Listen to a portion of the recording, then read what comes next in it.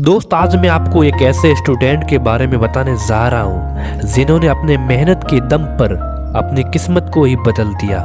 इनके पिताजी बहुत ही गरीब किसान थे और घर के हालात भी कुछ ठीक नहीं था, लेकिन फिर भी अपनी बेटे की पढ़ाई में कोई कमी नहीं आने दिया।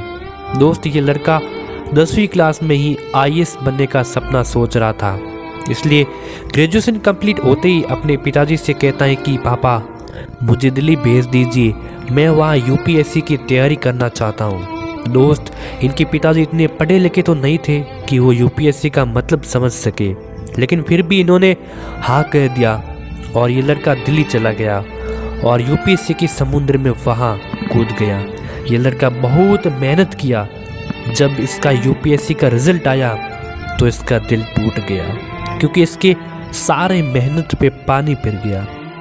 बाद में ये लड़का बहुत परेशान हो जाता है, क्योंकि ये गरीब फैमिली से आया हुआ लड़का दिल्ली रहकर जब तैयारी करता है तब सिलेक्शन नहीं होता तो ऐसा लगता है कि सब कुछ बर्बाद हो गया।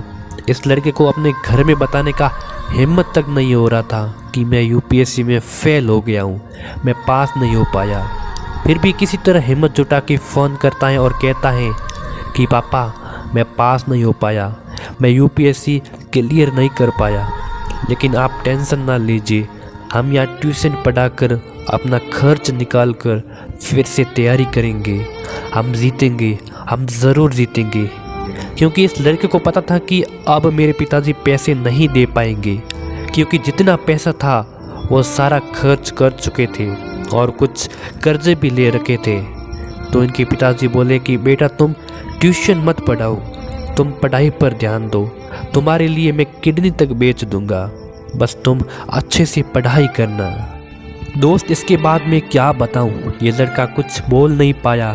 रूम में सिर्फ आंसुओं का समुंदर बहा रहा था और अंदर से UPSC का आग भी लग गया था। और पता है, इनके पिताजी अपने बेटे की पढ़ाई के लिए अपना सारा ज़मीन बेच दिया था। और ये बात तो सच है कि जब आप डिमोटिवेट होते हो तो सिर्फ और सिर्फ एक बार अपने माता पिता की तरफ देख लेना, मोटिवेशन अपने अंदर से आ जाएगा। इस लड़के ने अपनी पूरी जी जान लगाकर मेहनत करने लगा और इसे लग रहा था कि मेरे पिताजी अपनी किडनी बेचने के लिए तैयार हैं, तो मैं अपनी रातों को कुर्बान क्यों नहीं कर सकता, मैं भी बहुत सारा मेहनत करूँगा।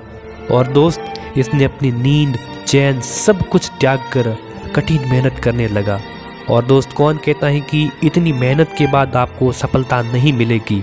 इसने अपने दूसरे ही प्रयास में UPSC जैसे बड़े एग्ज़ाम को क्रैक कर डाला।